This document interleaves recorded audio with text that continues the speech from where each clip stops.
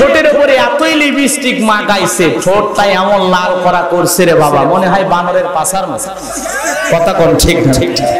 চোখে দিছে মাস্কারা, যুবকের কাম সারা, লাম খালি মিম খালি, নূরের উপরে এক নক্তা, পিয়াট খালি পিঠ খালি, ভাবির কপালে ডিজিটাল ফোঁটা। কথা কর। এই যে সাইজা গুইজা শ্যাম্পু কইরা চুলে কাকড়া দিয়ে রাস্তাতে যখন হাঁটতে যায়, যুবক দেখলো এই বুকটা ফাটতে যায়। কার বউ? কয় চিনিস না উত্তর পাড়ার বাদশার বউ। কয় জিনিস একটা পাইছে। রংপুরের মানুষ অনেক ভালো, গাইবান্ধার রংপুর পাশাপাশি, আপনার আমার মাঝেই হবে কোরআনের জন্য ভালোবাসাবাসী। কথা বলে ঠিক কি না? ঠিক আছে। সূরার নাম কাউসার। জোরে বলেন কি নাম? কোনো ভূমিকা নাই, ডাইরেক্ট আলোচনা শুরু।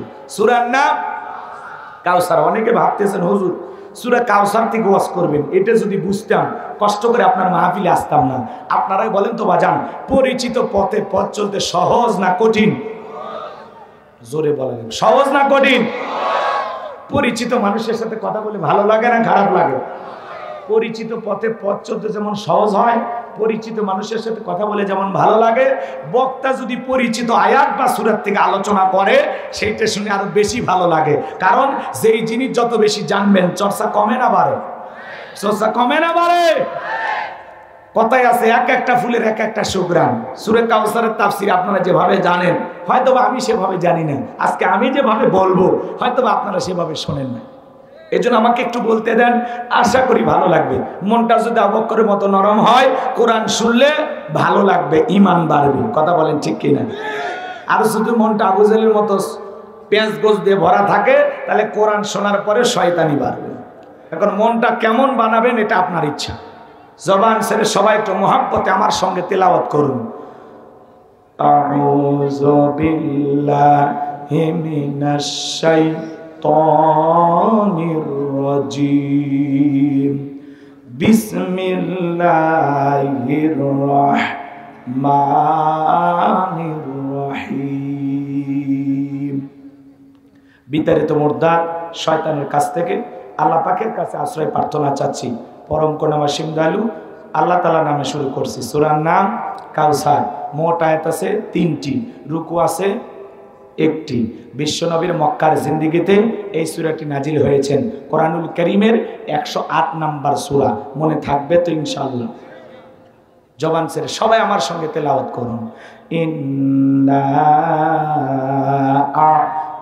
আ'তাইনাকাল কাউসার ফাসাল্লি লিরাব্বিকা ওয়ানহার ইন্না শানিয়াকা হুয়াল আবতার। আল্লাহু আকবার।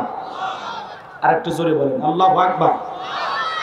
সম্মানিত ভাইরা আমার, যে কোনো আয়াত বা সূরার তাফসীর করতে হলে কোন প্রেক্ষাপটে কোন সময় আল্লাহ তাআলা সেই সূরাটি বা আয়াতটি নাজিল করেছেন, সে নাজিলের প্রেক্ষাপট জানার দরকার আছে না নাই?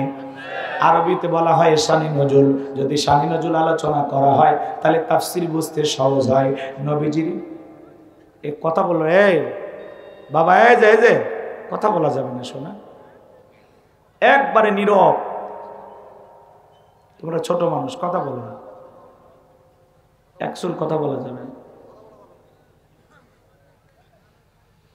আমার ভাইয়েরা, বিশ্বনবীর উপরে আল্লাহ রাব্বুল আলামিন কোন সময় কোন প্রেক্ষাপটে সূরা কাউসার নাজিল করেছেন, সে নাজিলের প্রেক্ষাপট একটু তুলে ধরার দরকার আছে না নাই?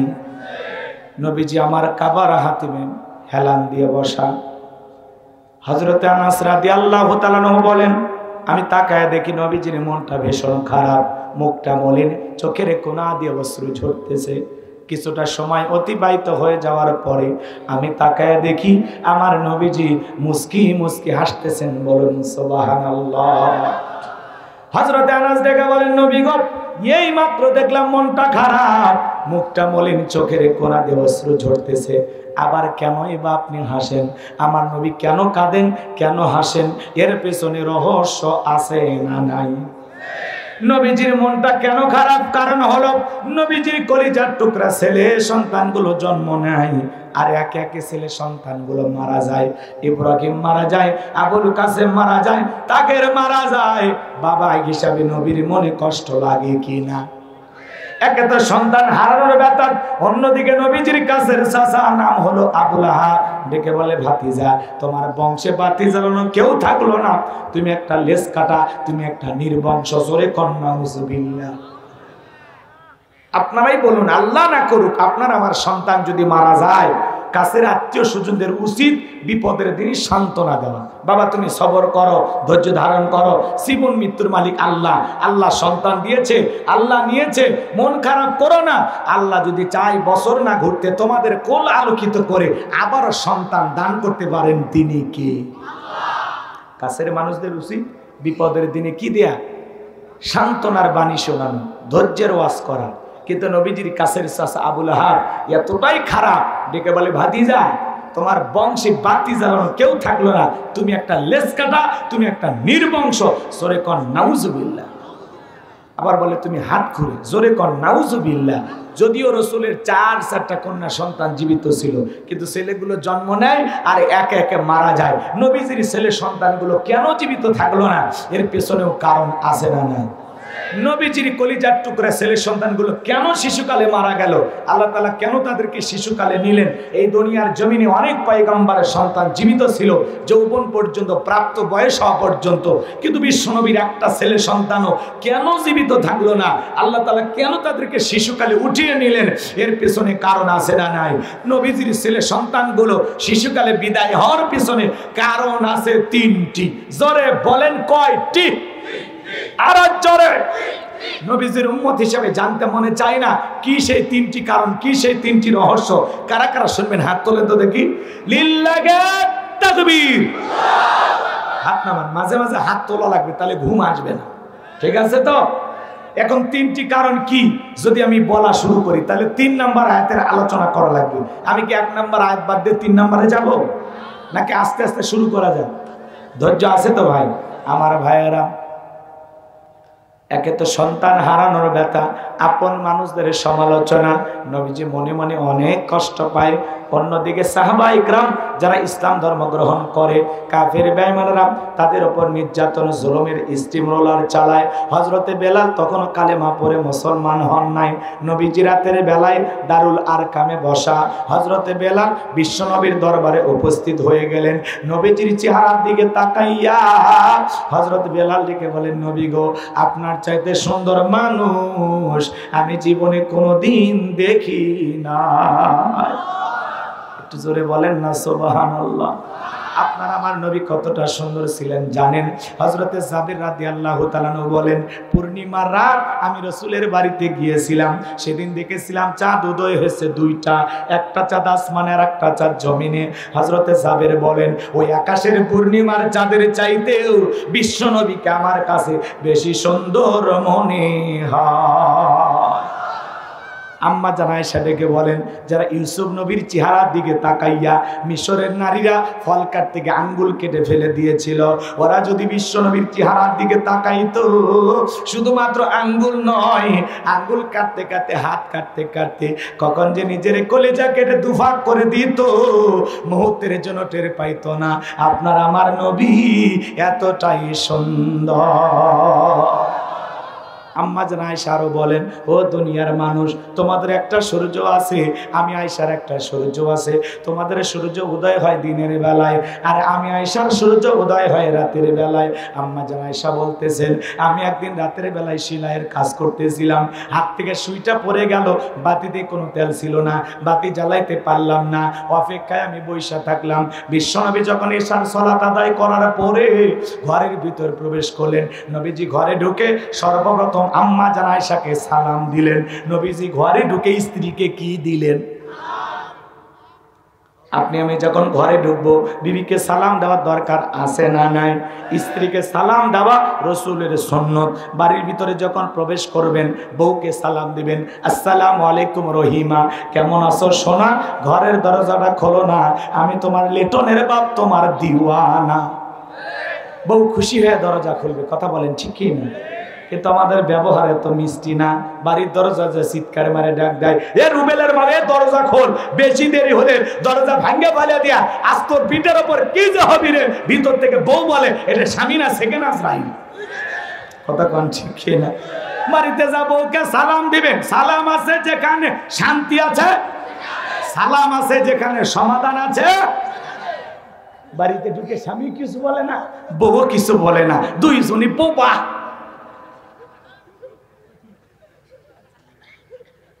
মুসলমান খালি ওয়াজ শুনলে হবে না। পবিত্র কোরআনুল কারীমের সূরা নূরের 27 নম্বর আয়াতে আল্লাহ পাক স্পষ্ট বলেছেন, একজন মুসলমান আর একজন মুসলমানের গৃহে প্রবেশ করার আগে গৃহবাসীর অনুমতি নিতে হবে, তাদেরকে সালাম দিয়া তারপরে বাড়িতে ঢোকা লাগবে। আমরা কি সালাম দে, অনুমতি নিয়ে? রুবেল রুবেল কয় বাড়ির মধ্যে ঢুকে গেছে, রুবেলের বইয়ের ওন্না ঠিক নাই, মায়ের ওন্নার খবর নাই, সিসি ক্যামেরা সব দেখলে আইসেন না। সামান্য কমন সেন্স যদি আপনার থাকতো তাহলে আপনি এইভাবে ঢুকতেন। আপনি মুসলমান আর একজন মুসলমানের গৃহে প্রবেশ করতে গেলে সর্বপ্রথম ওই গৃহবাসীর অনুমতি নিতে হবে, তাদেরকে সালাম দিয়া অনুমতি পাইলে ঘরে ঢুকবেন। আর আপনি যাত্রার বাড়িতে ঢোকেন, হ্যাঁ, অনুমতি নেন না। কি হয়েছে? মাইকের আওয়াজ কম। ঠিক আছে, মাইক আমি চালাচ্ছি। এই আওয়াজ ঠিক করে মাইক এলারা দোয়া টুর পর বাবা জিকির টিকির আওয়াজ কমে যাচ্ছে। আচ্ছা শোনেন, ভালো কাজে ঝামেলা বেশি, কথা বোঝেন নাই? দুর্গা পূজা, যাত্রা, গানের প্যান্ডেলের মাইকে ডিস্টার্ব হয় না, এত সাউন্ড থাকা যায় না রে ভাই। ওটি ডিক ডিক বক বসে মানে কলিজে কাঁপে, মানে শয়তান নিজে এসে সাউন্ড সিস্টেম ঠিক করে দেবে। আর আজ মাহফিলে যাবেন ওরা গুতেতে গুতেতে বিরক্ত হয়ে যায়, তাও সাউন্ড ঠিক হয় না। কথা কোন ঠিক না? আর মানে ভালো কাজের আওয়াজ জোরে হোক, এটা শয়তানও চায় না। এই জন্য জোরে তাকবীর দেন, লিল্লাহি তাকবীর। তাহলে বাড়িতে যাবো, ওকে সালাম দেবেন তো ইনশাআল্লাহ? পারবেন তো ইনশাআল্লাহ? বউকে সালাম দিলে স্বামী ছোট হয় না, বউকে সালাম দিলে সম্মান কমে না। কথা কম। বউকে সালাম দিবেন, দেওয়ার পরে লোকজন যদি না থাকে বইয়ের হাতটা ধরে মুসাফা করবেন। কার হাত? এই যুবকে কথা বলো না, কার হাত? বইয়ের হাত, পাশের বাড়ির ভাবির হাত না, ধরলে ঝাঁপা দিয়ে পিটাবে। নিজের বউরে জীবনে সালাম দেয় না, আর পাশের বাড়ির ভাবিকে দেখলে সালাম মুখ দিয়ে উতলে বের হয়। আসসালামু আলাইকুম ভাবি, কেমন আছেন, আপনার শরীর কেমন? মাঝে মাঝে ফ্রি হলে আমাকে বলবেন, আপনার সাথে মনের অনেক কথা বাকি আছে। ওরে শয়তান, নিজের বউরে ভালো লাগে না, পাশের বাড়ির ভাবিরে ভালো লাগে না। খবর আছে, খবর আছে। হ্যাঁ, অনেকে বলতে যে হুজুর কেমনে জানলেন? হ্যাঁ, খবর আছে। রাগ করতেছেন মনে হয়। এ বাজান লম্বা আমি করব না, যে কথা বলতে চাচ্ছিলাম, বউকে সালাম দিবেন, লোকজন না থাকলে বউয়ের হাত ধরে মুসাফা করবেন। একেবারে যদি ময়দান ফাঁকা থাকে কোলাকুলিও সেরে নেবেন। পারবেন তো ইনশাআল্লাহ? এবার শোনেন বাজান, এক জায়গায় ওয়াজ করলাম, বলে হুজুর বউকে সালাম দিতে গিয়ে আমার শরম লাগে। আমি তখন বললাম তুমি বিয়ে করছো? কি কন হুজুর, 3 সন্তানের বাপ আমি। আমি তখন বললাম স্ত্রী সহবাসের একটা দোয়া আছে, তুমি কি জানো? কয় তো হুজুর, ওটা দোয়া পড়ার টাইম। বউকে সালাম দিতে গিয়ে শরম লাগে, আবার বউয়ের বাচ্চাও হয়ে যায়, ওটা শরম না শয়তানি? বউকে সালাম দিবেন, আজকে যা দিবেন আসসালামু আলাইকুম। হঠাৎ করে বউ চমকে উঠতে পারে, কারে সালাম দিলা? যদি বলেন শেফালি তোমারে দিলাম, তখন বলতে পারে আজকে আবার কোন হুজুরের মুরিদ বাড়িতে ঢুকলা, সেদিনই তো মুখের গাছের কলা চুরি করলা। কথা কোন ঠিক না? 2-4 দিন দিতে দিতেই অভ্যাসে পরিণত হবে। আপনারা যদি দাম্পত্য জীবনে সুখ পেতে চান, শান্তি পেতে চান, ঘরের অশান্তি দূর করতে চান, আজকে দাম্পত্য জীবনে সুখ নাই, শান্তি নাই, ঘরে জ্বালা বাইরে জ্বালা, জীবনটা ফালা ফালা। কথা বলেন ঠিক কিনা? যদি দাম্পত্য জীবনের সুখ আর শান্তি পেতে চান, রাসূলের 4টা সুন্নাত প্রত্যেকটা ঘরে আমল করা লাগবে। কয়টা সুন্নাত? জোরে বলেন কয়টা? দাম্পত্য জীবনে কোনো অশান্তি থাকবে না, শান্তি পাওয়ার গ্যারান্টি দেব। কয়টা সুন্নাত? কয়টা সুন্নাত? রসুলের 4টা রোমান্টিক সুন্নত আছে বাজান। কি সেই 4টি সুন্নত যদি আমি বলতে চাই আলোচনা এলোমেলো হয়ে যাবে, শেষের দিকে মনে করায় দেবেন। যদি ধৈর্য থাকে, সময় থাকে, বলার চেষ্টা করব ইনশাআল্লাহ। আমার ভাইয়েরা এইবার শোনেন, আম্মা জান আয়েশা ডেকে বলেন, নবীজি ঘরের ভিতরে প্রবেশ করলেন, নবীজির চেহারার আলোতে সুইটা কই পড়ে আছে আমি পরিষ্কার দেখতে পেয়েছি। কেমন নবী পাইছি, নবীর সম্মান মর্যাদা কত। এক জায়গায় যা বললাম, ভাই বলেন তো আমাদের নবীর নাম কি? বলে হুজুর আব্দুল কাদের জিলানী।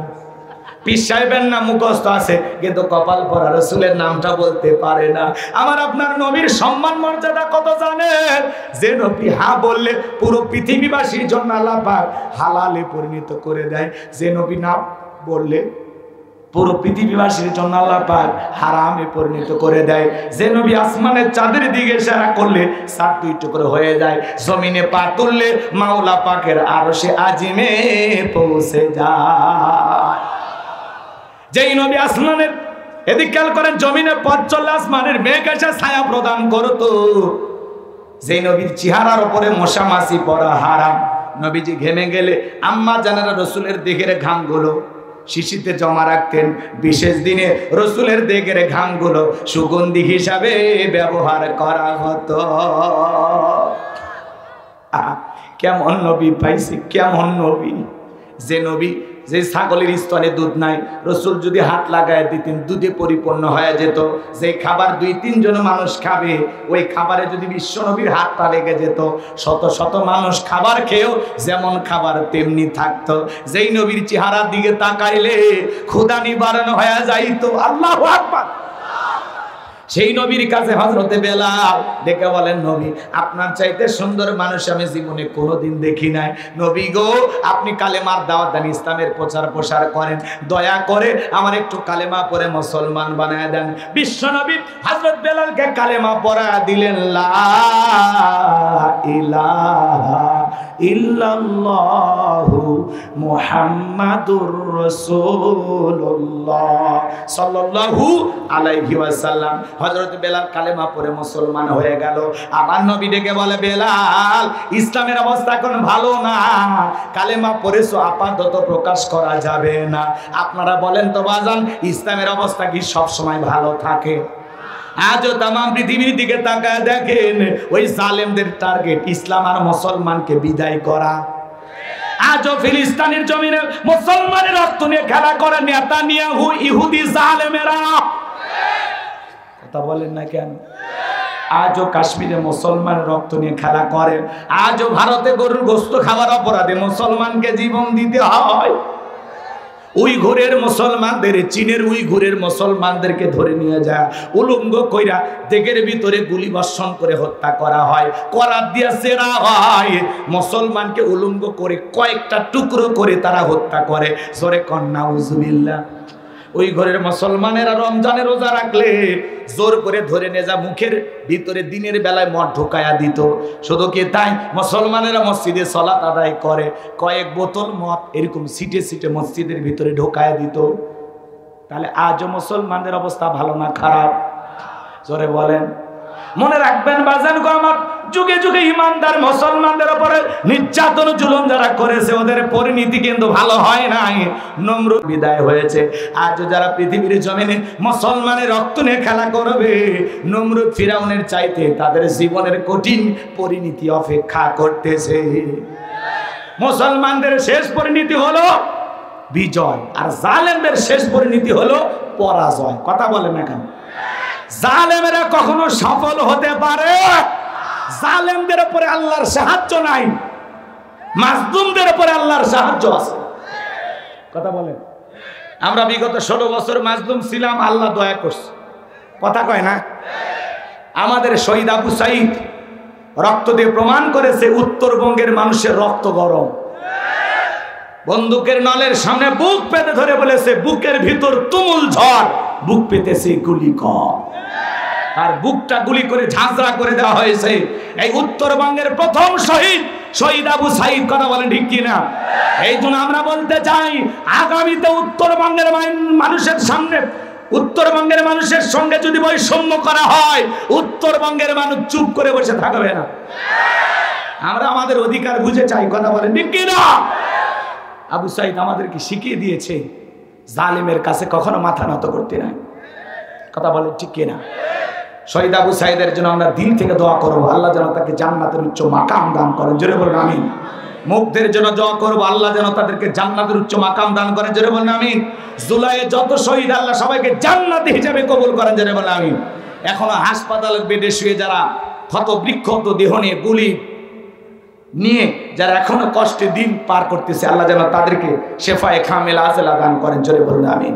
যারা জুলুম করেছিল ওরা আছে, যারা বড় বড় কথা বলতে ওরা আছে নাই না। মাঝে মাঝে কল রেকর্ড ফাঁস হয় ম্যাডামের, কেন চলে গেলেন আপনি? আবার বলেন আমি চট করে ঢুকবো, ঢুকবেনই তো বের হলেন কেন? কথা কয় না ভাই। এই দেশ আপনার বাবা, এই দেশ আপনার স্বামী, রংপুরে আপনার শ্বশুর বাড়ি, আপনি আসেন, কথা কয় না কেন? অভিমান করে চলে গেলেন, রাগ করতেছেন? আমাদের চাচা ইরশাদ চাচাকে বলা হয় স্বৈরাচার শাসক। আমাদের ইরশাদ চাচা ক্ষমতা থেকে পদত্যাগ করে জেলে গেছে, তাও দেশ ছাড়েনি। জিনিস একটা নেতা হলে কারে বলা লাগে? ইরশাদ চাচার থেকে শেখা লাগে। চাচা দেশ ছেড়ে পালায়নি, জেলে গেছে, তা জনগণক ছাড়েনি, কথা কয়। বিএনপির নেত্রী বেগম খালেদা জিয়া কত বছর ধরে অসুস্থ, দেশের বাইরে গেছে, জেলও খাটছে, এখনো দেশেই আছে। নেত্রী হলে নেতা হলে ভাঙা যাবে না, কথা কন। কি হওয়া লাগবে, ভাগি নেতা হওয়া যাবে না। অবস্থা বেগতি থেকে পালিয়ে যায়, এরা নেতা না। নিজের জীবনটা আগে দেখলেন, জনগণ আপনাকে কোটি কোটি জনগণ মোহাব্বত করে, তাদের কথা চিন্তা করলেন না? আপনি কেমন মা, সন্তানদেরকে বিপদে ফেলে পালিয়ে গেলেন। আবার বলে আমি আসবো, আসবে নিতে গেলেন কেন? কথা কেন না? ববু আইবা তুমি আইবা গো, সেই দিন আইসা বুবু ক্ষমতা পাইবা না। বুবু আইবা তুমি আইবা গো, সেই দিন আইসা বুবু ক্ষমতা পাইবা না। খোঁজ নাই বহু কাদের কাকার, অবস্থা খারাপ দরবেশ বাবার, হাউন আঙ্কেল এখন সামনেও আসে না। না থাক বলবো না, কষ্ট চান। এগুলো বললে অনেকে মন খারাপ করে। 16 বছরের মায়া তো আর কাটে না সহজে, কথা কি বুঝছেন? খোঁজ নাই কাদের কাকার, উনি নাকি এখন আসামে আছে। ওবায়দুল কাদেরের তথ্য পাওয়া যাচ্ছে আসামে আছে। উনি ওনার নেত্রীর সাথে দেখা করার জন্য খুব চেষ্টা করতেছেন। ওনারা দুইজনে একটু মিলিত হতে চান। ওনাদের মনের ভিতরে অনেক কথা জমে আছে, ভবিষ্যৎ কি প্ল্যান করে বাংলাদেশে ঢোকা যায় এই চিন্তা ভাবনায় তারা মগ্ন আছে। আমরা বলবো এত চিন্তা করার কোনো দরকার নাই, আগামী শুক্রবারই বাংলাদেশে আসেন, আপনার তারিখ দিলাম আমরা, আসেন। কথা কয় না কে? এদেশের 18 কোটি মানুষের 36 কোটি চোখ তাকিয়ে আছে, আপনি আসেন। কেন অভিমান করে গেলেন? কি দরকার ছিল যাওয়ার? কথা বলেন ঠিক কিনা? খোঁজ নাই বহু কাদের কাকার, এখন নাকি আসামে আছে। আসাম মানে কই? ভারতে। কথা কয় না কে? বোঝেন না? আসামে আমি ওয়াজ করেছি, আসামের কোকরাঝাড় একটা জায়গার নাম, সে জায়গা আমি বয়ান করে আসছি। আসাম, তারপরে আপনার উত্তর 24 পরগনা, দক্ষিণ 24 পরগনা, উত্তর দিনাজপুর, দক্ষিণ দিনাজপুর, পূর্ব মেদিনীপুর, পশ্চিম মেদিনীপুর, বাঁকুড়া, হাওড়া, এগুলো জায়গাতে আমি অনেক জায়গায় বয়ান করছি। ভারতের 12টা জেলা আমি সফর করেছি, 47টা প্রোগ্রাম করেছি। এখন দাদারা খুব রাগ করে, যাইতে দেয় না। আমরা নাকি ধর্ম প্রচার করতে যাই, তো ধর্ম প্রচার করলে তোমার সমস্যাটা কি? ওরা ভয় পায়, সব যদি মুসলমান হয়ে যায় ভয় পায়। এত বড় টিপ পরা এক মহিলা ইমিগ্রেশনে বসে আছে, আমার দিকে বলতেছে আপনি তো ফেমাস। কেমনে ছিলেন? আপনি তো অমুসলিম নারী। তখন বলতেছে থামেন, ইউটিউবে সার্চ দিল, কম্পিউটারে সার্চ দিয়ে সব চলে আসছে। বলতেছে এই যে আপনি গোলাম রব্বানী না, আপনি তো আমাদের দেশে এসে ওয়াজ করে কিছু হাদিয়া পাচ্ছেন, সেই টাকা নিয়ে যাচ্ছেন, আমরা সব তথ্য পাইছি। হিন্দু মহিলা, সেও আমার ওয়াজ শুনে বলতেছে এই যে। তখন আমারে বলতেছে আপনি বিশ্বের অনেক দেশে যান, সব দেশে যায়, যখন দেখবো আপনার পাসপোর্ট অনেক ভারী হয়ে গেছে, তখন আর আমরাও আপনাকে ঢুকতে বাধা দেব না, আপনি তখন আসবেন। আমি তখন মনে মনে নিয়ত করে আসছি যে তোদের দেশে আমার আর না আসলেও চলবে। কথা কোন ঠিক কিনা? আর যদি যাওয়াই লাগে, দেখি ভালো কোনো মানুষ যদি কখনো ক্ষমতার চেয়ারে বসে, কথা কোন না, দাদাক দিয়ে হবে না, দাদা আমাদের ওপর খুব খেপা, কথা কোন না কেন? দাদাক দিয়ে হবে না। অতএব দাদা কতদিন আছে থাক, সমস্যা নেই। রাগ করতেছেন আপনারা? বিরক্ত হচ্ছেন? দাদা রাজনীতি কিন্তু আমাদের কাছ থেকে শিখছে। দাদা এত পাকা ছিল না, দাদাকে আমরাই পাকা খেলোয়াড় বানাইছি। হ্যাঁ, বুঝতেছেন না আপনারে? বেশি ক্লিয়ার করলে বুঝে ফেলে দেবেন। হ্যাঁ, একটু অল্পতে বোঝেন। রাগ করতেছেন আপনারা? দাদার তো এইবার গতি গেছিলই, খালি কোনো মতে বেঁচে আছে। আগামীতে আর দাদার ক্ষমতা থাকবে না। বাংলাদেশের সাথে এমনি মুখে মুখে বলে বন্ধুত্ব, তো বন্ধুত্ব আছে, ওই দেশে যেতে বাধা দাও কেন? তোমরা আসবে, আমরা যাব, এই তো বন্ধুত্ব। নিজে ইলিশ নিবা, আম নিবা, আর আমাদের বেলায় হিসাব নিকাশ করো না। কষ্ট হচ্ছে আপনাদের? মন খারাপ করতেছেন?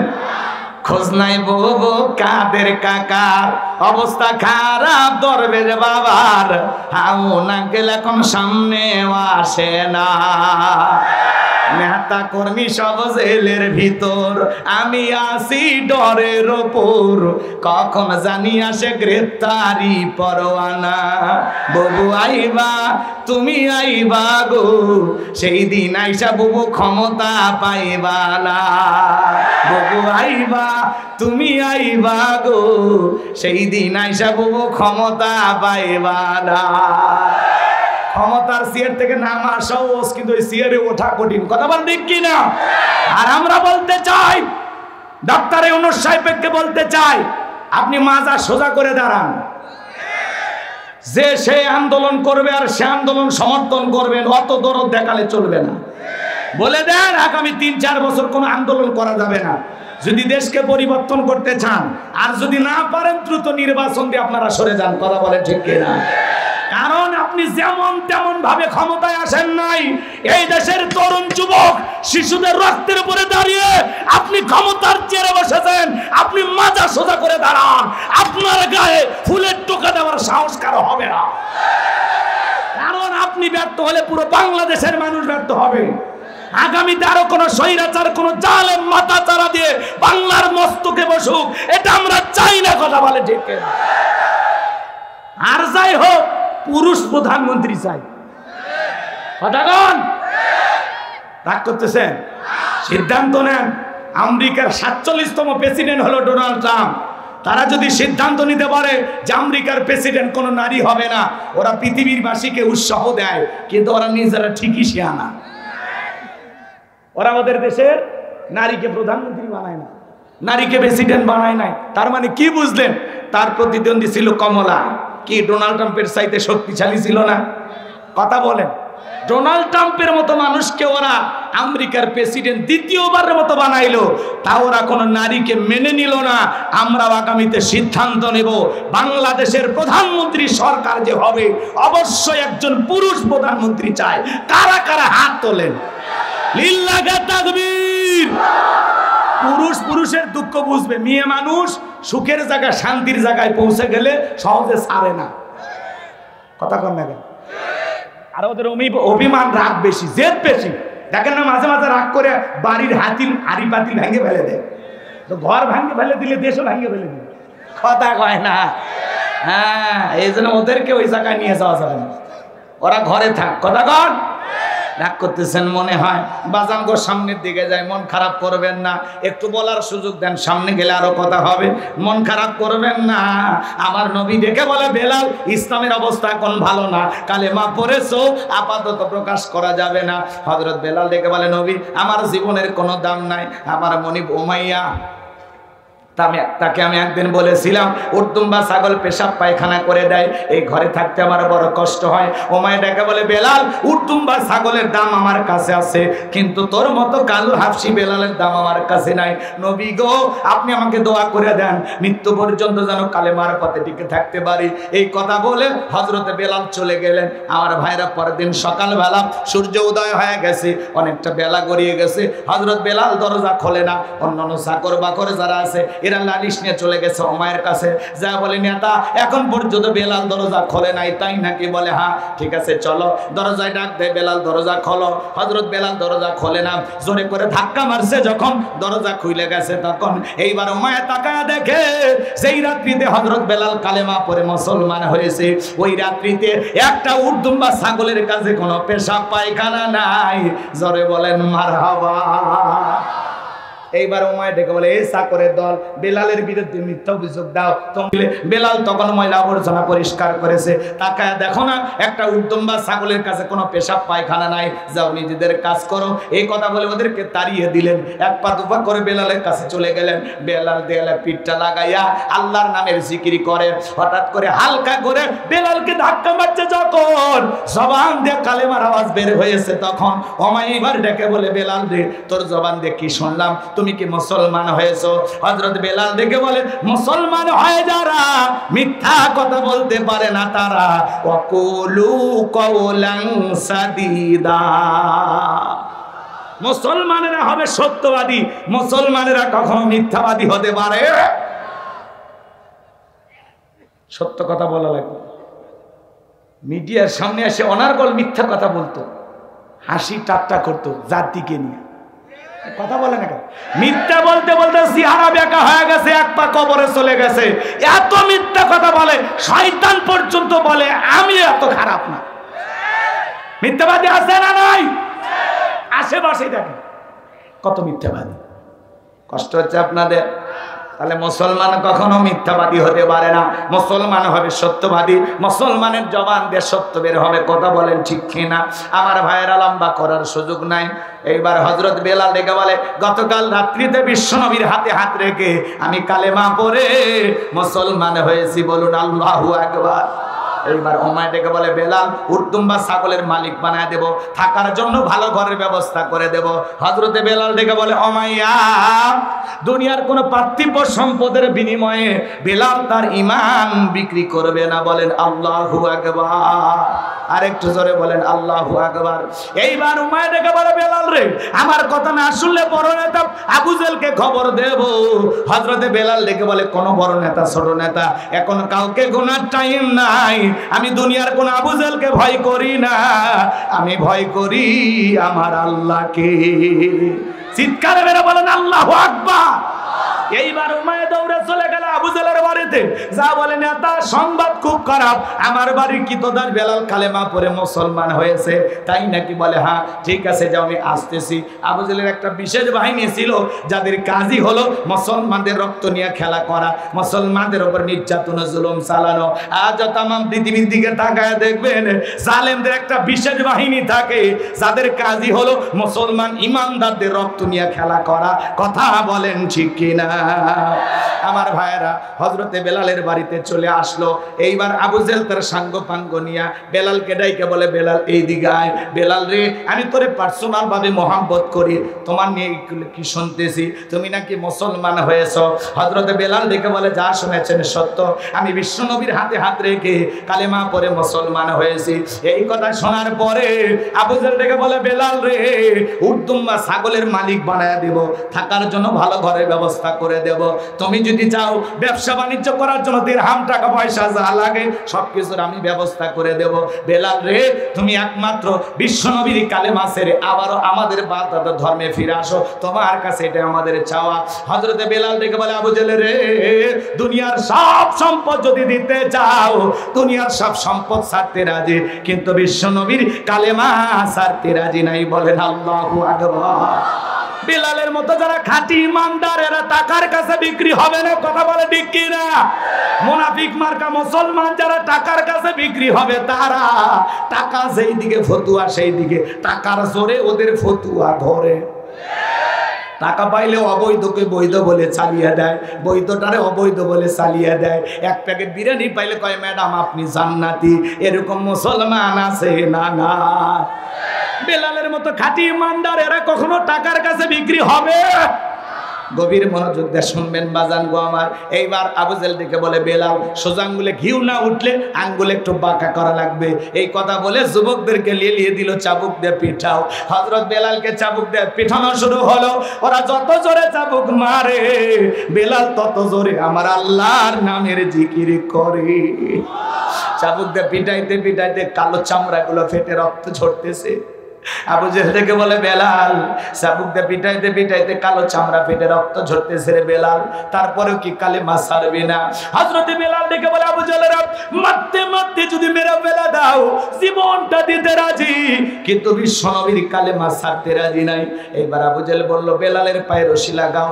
উঠের পায়ে রশি লাগাইয়া হযরত বেলালকে আরবের উত্তপ্ত মরুভূমির গরম বালিতে ছেঁচড়াইয়া ছেঁচড়াইয়া না ঘোরা গলু, আরবের বালিগুলো এত গরম চাল দিলে মুড়ি হয়ে যেত। সেই উত্তপ্ত বালিতে হযরত বেলালকে ছেঁচড়াইয়া ছেঁচড়াইয়া ঘোরা হলো। বাবলা গাছের কাঁটাগুলো জিহ্বার ভিতরে পেরেকের মতো মারা হলো। এত নির্যাতন জুলুম করার পরে বেলালকে আসরের পরে আমার ভাইরা বিকেল বেলা ডেকে বলে, বেলাল এত নির্যাতন জুলুম করা হলো রে বেলাল, চাবুক দিয়ে পিটাইলাম, পায়ে রশি লাগাই নিয়ে ঘুরলাম রে বেলাল, তারপরে কি নবীজির কালেমা ছাড়বি না? হযরতে বেলাল দেখে বলে, আবু জেহেল মারতে মারতে যদি মেরেও ফেলা দাও বেলালের নিঃশ্বাস থাকবে যতদিন, বেলাল ইসলামের পথে টিকে থাকবে ততদিন। বলেন আল্লাহু আকবার। এইবার আবু জেহেল ডেকে বলে, যুবকের দল বিশাল বড় একটা পাথর নিয়ে আসা বেলালের বুকের উপরে চাপায়া দাও। কয়েকজন যুবক মিলে বিশাল বড় একটা পাথর বেলালের বুকের উপরে চাপায়া দিল। আবু জেহেল মনে করলো এই পাথরের চাপার আঘাতে বেলাল মারা যাবে। এই কথা ভেবে কাফেররা চলে গেল। হযরতে বেলালের বুকের উপরে তার বুকের উপরে বিশাল বড় একটা পাথর, এরপরও জিহ্বা নাড়ায় জিকির করে কার? আর একটু জোরে বলেন কার? বেলালের মতো আপনাকে আমাকে তো কেউ নির্যাতন করে না, জুলুম করে না, তারপরে আমরা কপাল পর আল্লাহর জিকির করি না। হাদিস শরীফের ভিতরে আসছে, যার জিহ্বাটা আল্লাহর জিকিরে ভিজা থাকবে ওই জিহ্বাওয়ালা মানুষ কোনোদিন জাহান্নামের আগুনে জ্বলবে না। বলুন সুবহানাল্লাহ। সব সময় জবানে জিকিরই থাকবে, সুবহানাল্লাহ, আলহামদুলিল্লাহ, আল্লাহু আকবার, লা ইলাহা ইল্লাল্লাহ, লা ইলাহা ইল্লাল্লাহ। আল্লাহ রাব্বুল আলামিন বলেন, ফাযকুরুনি আযকুরুকুম ওয়াশকুরুলি ওয়ালা তাকফুরুন। বান্দারে তোমরা আমি আল্লাহকে স্মরণ করো, আমি আল্লাহ তোমাদেরকে স্মরণ করব। কৃতজ্ঞতা প্রকাশ করো, অকৃতজ্ঞ হয়ো না। চিৎকার মেরে বলুন আল্লাহু আকবার। হযরতে বেলাল ডেকে বলেন, আল্লাহ তুমি তো সেই আল্লাহ ইব্রাহিমের জন্য যদি নমরুদের আগুনকে ফুলের বাগান বানায় দিতে পারো, আল্লাহ তুমি কি পারো না? আমি বেলালের বুকের উপরে পাথর থাকার কারণে তোমার মতো মালিকের জিকির করতে বড় কষ্ট হয়। হযরতে বেলাল দোয়া করতে দেরি, আসমানের মালিক আল্লাহ দোয়া কবুল করতে দেরি করে নাই। বেলালের বুকের পাথরটাকে আমার আল্লাহ তুলার মতো নরম বানিয়ে দিয়েছেন। বেলালের নিঃশ্বাসের সাথে পাথর ওঠে আর নামে। বলুন আল্লাহু আকবার। আশিক রাসূল বেলাল নবীর পাগল বেলাল নবীকে কত ভালোবাসতেন জানেন? বিশ্বনবী যখন মক্কা নগরীতে পথ চলতো, হযরত বেলাল একবার ডানে যায় আর একবার বামে যায়। আমার নবী বলে, বেলাল বুঝি না, একবার ডানে যাও একবার বামে যাও, ব্যাপারটা কি? হযরত বেলাল দেখে বলে, নবী আপনি কালেমার দাওয়াত দেন, ইসলামের প্রচার প্রসার করেন, ওই কাফেররা হলো আপনার শত্রু, আপনাকে টার্গেট করে ওরা যদি ডান থেকে তীর নিক্ষেপ করে নবী গো, ওই তীরটা যেন সর্বপ্রথম আমি বেলালের বুকের ভিতরে ঢোকে, আবার বাম দিকে যায়। মনে মনে ভাবি গো নবী, ওরা যদি বাম থেকে তীর নিক্ষেপ করে ওই তীরটা যেন সর্বপ্রথম আমি বেলালের বুকের ভিতরে ঢোকে। আমি বেলাল মারা গেলে ইসলামের ক্ষতি হবে না, আপনি নবী মারা গেলে ইসলাম আর মাথা উঁচু করে সামনের দিকে দাঁড়াবে না। চিৎকার মেরে বলুন আল্লাহু আকবার। সেই বেলালের নির্যাতন জুলুমের কথা বিশ্বনবীর কান পর্যন্ত যখন পৌঁছে গেল, আমার নবী ডেকে বলা, বকর বেলালের কষ্টের কথা, জুলুমের কথা, নির্যাতনের কথা আমার আর সহ্য হয় না। যাও যাও তুমি আমার বেলালের জন্য একটা কিছু করো। হযরত আবু বকর সিদ্দিক রাদিয়াল্লাহু তাআলা আনহু কয়েক গুণ দাম বেশি দিয়া গোলামীর জীবন থেকে হযরত বেলালকে আজাদ করলেন, মুক্ত করলেন। বলুন আল্লাহু আকবার। এই যখন ইসলামের অবস্থা, একদিকে সন্তান হারানোর ব্যথা, আপন মানুষদের সমালোচনা, সাহাবায়ে কেরামদের উপর নির্যাতন জুলুম, এই জন্য নবীজির মনটা ভীষণ খারাপ। নবীর যখন মন খারাপ, নবীকে সান্ত্বনা দেওয়ার দায়িত্ব কার? আমার আল্লাহ ডেকে বলে, জিবরাইল, আমার বন্ধুর মা নাই, বাবা নাই, আমি ছাড়া আমার বন্ধুর কেউ নাই রে জিবরাইল। আমার বন্ধুর মনটা হয়েছে ভারী, আমি আল্লাহ সইতে নাহি পারি। লাহু মাহফুজ থেকে সূরা কাউসার নিয়ে যায় আমার বন্ধুর উপরে নাজিল কর তাড়াতাড়ি, বলুন আল্লাহু আকবার। আমার নবী ডেকে বলেন, আনাস, আমার মনটা কেন খারাপ তোমরা জানো? কিন্তু আমার মুস্কি হাসি দেওয়ার কারণ হলো এই মাত্র আসমান থেকে জিবরাইল এসে আমার উপরে সূরা কাউসার নাজিল করলো। বিশ্ব নবী তখন সাহাবায়ে কেরামদের সামনে তেলাওয়াত করে শুনিয়ে দিলেন, জবান ছেড়ে সবাই পড়ুন, ইন্না আ'তাইনাকাল কাউসার ফাসাল্লি লিরাব্বিকা ওয়ানহার ইন্না শানিয়াকা হুয়াল আবতার। আল্লাহু আকবার। আল্লাহ রাব্বুল আলামিন বলেন, ইন্না আ'তাইনাকাল কাউসার। আল্লাহু আকবার। আল্লাহ রাব্বুল আলামিন বলেন, নিশ্চয়ই আমি আল্লাহ পাক আপনাকে হাউজে কাউসার দান করেছি। ইন্না আ'তাইনাকাল কাউসার, অবশ্যই আমি আল্লাহ পাক আপনাকে হাউজে কাউসার দান করেছি। এই হাউজে কাউসারের পানি মধুর চাইতে মিষ্টি, পানির চাইতে ক্লিয়ার, দুধের মতো সাদা। কঠিন কিয়ামতের ময়দানে যেদিন বিচার দিবস কায়েম হয়ে যাবে, ওই বিচার দিবসের একদিন হবে 50,000 বছরের সমান। যেদিন মানুষের জিহ্বা ঝুলে আসবে কুকুরের মতো নাভি পর্যন্ত, যেদিন বাজান গো আমার সূর্যটা সোহাগ মাথার উপরে চলে আসবে, জমিন হবে তামার জমিন, পাহাড় পর্বত নদী নালা খাল বিল, এই পৃথিবীর জমিনে কোনো কিছু থাকবে না। কুল্লুমান আলাইহা ফান, আল্লাহ তাআলা সবকিছু ধ্বংস করে দেবেন। ওই কঠিন কিয়ামতের ময়দানে যেদিন মা তার সন্তানের পরিচয় দেবে না, স্বামী স্ত্রীর পরিচয় দেবে না, ভাই ভাইয়ের পরিচয় দেবে না, যেদিন আল্লাহর আরশের ছায়া ছাড়া আর কোনো ছায়া থাকবে না, ওই ছায়ার ভিতরে 7 শ্রেণীর মানুষকে আল্লাহ পাক স্পেশাল ভাবে ছায়া দান করবেন। আল্লাহর প্রিয় মহাব্বতের ভালোবাসার গোলাম যারা, যারা আল্লাহর পছন্দের তালিকায় 7 শ্রেণীর মানুষ আছে, আল্লাহ তাদেরকে আরশের নিচে ছায়া দিবেন। সেখান থেকে তারা কিয়ামতের ফাইনাল খেলা উপভোগ করবেন। বলুন আল্লাহু আকবার। মানুষ দলে দলে বিশ্ব নবীর কাছে দৌড়াবেন। আমার ভাইয়েরা, কিছু মানুষের সামনে আল্লাহ তাআলা পথ দ্বারাবরণ তৈরি করে দিবেন। আমার নবী তখন কিছু মানুষের সংখ্যা যখন কমে যাবে, আল্লাহকে ডেকে বলবেন, আল্লাহ সংখ্যায় আমি অনেক মানুষকে আসতে দেখলাম, কেন জানি সংখ্যাটা কমে গেল। আমার আল্লাহ তখন ডেকে বলে, বন্ধু আপনি তো পাইকারি দরে সবাইকে আজকে হাউজে কাউসারের পানি পান করাইতে পারবেন না। দুনিয়ার জমিনে 2টি অপরাধ করেছিল যারা, আজকে হাউজে কাউসারের পানি পাবে না তারা। বিশ্ব নবীর হাতে এক পেলে হাউজে কাউসারের পানি যদি কেউ কিয়ামতের ময়দানে পান করতে পারে, জান্নাতে ঢোকা পর্যন্ত তার আর তৃষ্ণা লাগবে না। বলুন সুবহানাল্লাহ। হযরত আবু বকর সিদ্দিক পেয়ালাগুলো ভরায়া দিবেন, মাঝখানে দাঁড়িয়ে থাকবেন হযরত ওমর। আবু বকরের হাত থেকে নিয়ে হযরত ওমর বিশ্ব নবীর হাতে দেবেন, আর নবীজি তার আদরের উম্মতদেরকে খুঁজে খুঁজে হাউজে কাউসারের পানি কিয়ামতের ময়দানে পান করাবেন। রাসূলের হাতে কারা কারা হাউজে কাউসারের পানি পান করতে চান? 2টা হাত তুলে আমার মালিককে দেখান। আল্লাহ পাক আমাদের সবাইকে রাসূলের হাতে এক পেয়ালা করে হাউজে কাউসারের পানি পান করার তৌফিক দান করুন। জোরে বলুন আমিন। আর একটু জোরে বলেন আমিন। হাত নামান। রাসূল পেয়ালা নিয়ে দাঁড়িয়ে আছেন, আপনি যাবেন আর পান করবেন। কি সুন্দর দৃশ্য, সুবহানাল্লাহ। এই দৃশ্যের মুখোমুখি হতে চান? পানি চাইলেন আর পাইলেন, অতই সহজ। আমি আপনাদের এলাকায় আসলাম, আসার পরে একটা ছেলের হাতে কিছু চকলেট দিলাম, দিয়ে বললাম, বাবা একটা বদনা পানি এনে দাও, আমি একটু ওযু বানাবো। ওই ছেলেটা চকলেট পাওয়ার আনন্দে মারছে দৌড়, মাঝপথে আছাড় খাইয়ে পড়ে গেছে, হাঁটুটাও ছিলে গেছে, রক্ত বের হয়ে গেছে। চকলেট থাকার কারণে উঠে দাঁড়াইছে, দাঁড়ায় বদনা ভৈরে আমার সামনে হাজির। আমি তখন বললাম, বাবা এই পানি টান দিকে তোমার কষ্ট হয়েছে, মাঝপথে আছাড় খাইয়ে পড়ে গেছো, হাঁটুটা ছিলে গেছে, ব্যথা পাইছো, রক্ত মনে হয় বের হয়েছে। ওই চকলেট থাকার খুশির কারণে ওই ছেলেটা বলতেছে, আমি এরকম কত পড়ে যাই, আমার কিছুই হয় না। বলেন আল্লাহু আকবার। কিয়ামতের কঠিন দিনে আল্লাহর আরশের নিচে ছায়া আর রাসূলের হাতে এক পেয়ালা হাউজে কাউসারের পানি যদি কারো তকদিরে কিসমতে আল্লাহ তাআলা জুটিয়ে দেন, কারো ভাগ্যে কারো নসিবে যদি আল্লাহ তাআলা রাখেন, রাসূলের হাতে এক পেয়ালা হাউজে কাউসারের পানি আর আল্লাহর আরশের নিচে ছায়া, কিয়ামতের কঠিন দিন তার কাছে কঠিন মনে হবে না, আল্লাহ সহজ করে দেবেন। বলুন সুবহানাল্লাহ। আর এই লোকটা যে জান্নাতি তাতে আর কোনো টেনশন নাই। সুবহানাল্লাহ বলেন। তাহলে রাসূলের হাতে এক পেয়ালা হাউজে কাউসারের পানি পান করলে জান্নাতে ঢোকা পর্যন্ত আর তৃষ্ণাই লাগবে না, তৃষ্ণা মিটে যাবে। সেই পানি পান করতে গেলে একটু কষ্ট করা দরকার আছে না নাই?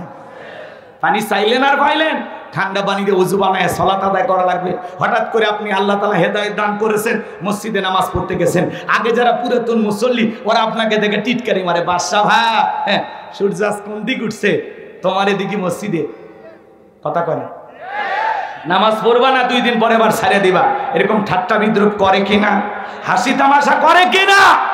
আরে ভাই কেউ একজন নামাজ পড়া ধরেছে, আপনি দেখে খুশি হন যে ভাই তুমি মসজিদে আসছো সালাত আদায় করতে, দেখে দিলটা ভরে গেছে। আল্লাহর কাছে দোয়া করি আল্লাহ যেন মৃত্যু পর্যন্ত মসজিদে এসে সালাত আদায় করা তৌফিক দান করেন। কথা বলা ঠিক কিনা? আপনি তো দাওয়াত দিয়ে 5 জনকে মসজিদে আনতে পারেন না, তাহলে টিটকারি মেরে মানুষকে কেন কষ্ট দেন? যে দেখি তো তোর নামাজ কয়দিন থাকে, ঠিক মতো পড়বো না 2 দিন পরে আবার নামাজ ছাড়িয়ে দিব? কথা কয় না ভাই। খবরদার খবরদার এই কথা বলে কারো মনে কষ্ট দেবেন না। কেউ সালাত আদায় করতেছে, হঠাৎ করে নামাজ ধরেছে, 2 একক তো পরে 2-4 দিন পড়তে পড়তে পড়তে পড়তে আল্লাহ তাআলা পরিবর্তন করে দিতে পারেন। কথা বলে ঠিক কিনা? শোনেন এদিক শোনেন। হঠাৎ করে যুবক বয়সে দাড়ি রাখছে, দাড়ি দেখে মুরব্বি টিটকারি মারে, হ্যাঁ এই বয়সে দাড়ি, বউ পাবা তো? কথা কয় না। দাড়ি হলে কি বউ পাওয়া যায় না? একজন যুবক বয়সে দাড়ি রেখে বিয়ে করছে, বউ নিয়ে ঘুরতে গেছে, মানুষ ডেকে বলে ভাবি আসসালামু আলাইকুম, সাথে চাচার খবর কি? বউ এসে বাড়িতে রাগ করে, তোমার সাথে বাহিরে যাওয়া যাবে না, আমার এটাকে ভাবি আর তোমার এটাকে চাচা। যেই বউ রাসূলের সুন্নাত দাড়িকে মহব্বত করে না, ওই বউ আপনাকে 100% ভালোবাসা দিতে পারবে না। কথা বলে ঠিক কিনা? রাসূলের সুন্নতের মহব্বতই নাই, ও আবার কিসের মহব্বত করবে আপনারা? কথা কন কথা কন। এইবার চলেন, হাউজে কাউসারের পানি পান করতে গেলে কাজ করতে হবে 2টি আঙ্গুল তুলে বলেন তো কাজ করতে হবে কয়টি? একটু জোরে বলেন, কাজ করতে হবে কয়টি? আরো জোরে। আল্লাহ তাআলা সেটা 2 নাম্বার আয়াতে জানায় দিলেন। জবান ছেড়ে সবাই আমার সাথে পড়ুন, ফাসাল্লিলি রাব্বিকা ওয়ানহার, ফাসাল্লিলি রাব্বিকা ওয়ানহার। 1 নাম্বার হলো ফাসাল্লিলি রাব্বিকা, রবের উদ্দেশ্যে সালাত আদায় করা লাগবে। নামাজ হবে একমাত্র কার জন্য? আর একটু জোরে বলেন কার জন্য? কুলিন্না সালাতি ওয়া নুসুকি ওয়া মাহইয়ায়া ওয়া মামাতি লিল্লাহি রাব্বিল আলামিন। সূরা আনাম 162 নম্বর আয়াত। আল্লাহ রাব্বুল আলামিন জানিয়ে দিলেন, নবীজি আপনি বলুন আমার নামাজ, আমার কুরবানি, আমার জীবন, আমার মরণ লিল্লাহি রাব্বিল আলামিন, আসমান জমিনের প্রতিপালকের জন্য।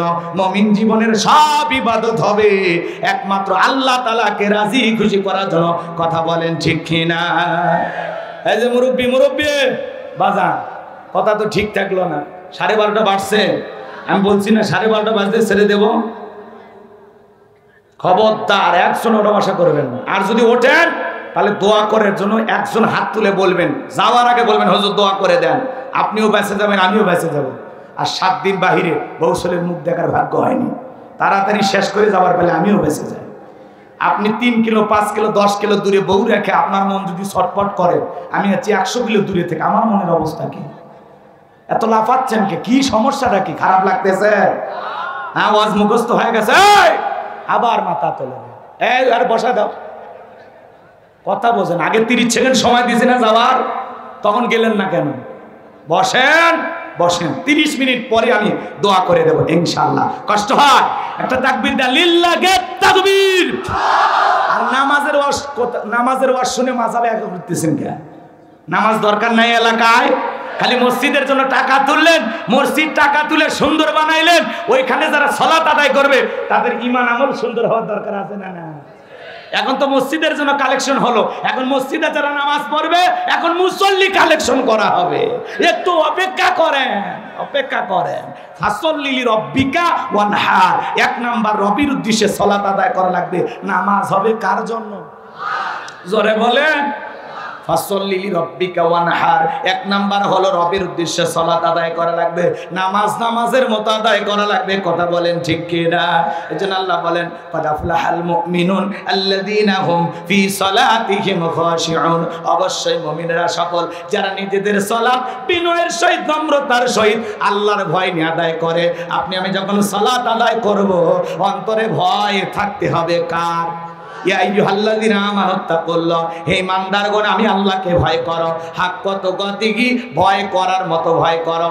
আমার ভাইয়েরা, 5 ওয়াক্ত সালাত আদায় করা লাগবে। এটা নফল না ফরজ? জোরে বলেন বাজান। এমন কোন মুসলমান কি জানে? এমন কোন মুসলমান আছে যে জানে না 5 ওয়াক্ত সালাত আদায় করা ফরজ? প্রত্যেকটা মুসলমান জানে 5 ওয়াক্ত সালাত আদায় করা ফরজ। রাসূলের জামানায় ফজরের নামাজের দৃশ্য যেমন, জুমার নামাজের দৃশ্য তেমন মসজিদ কানায় কানায় পূর্ণ ছিল।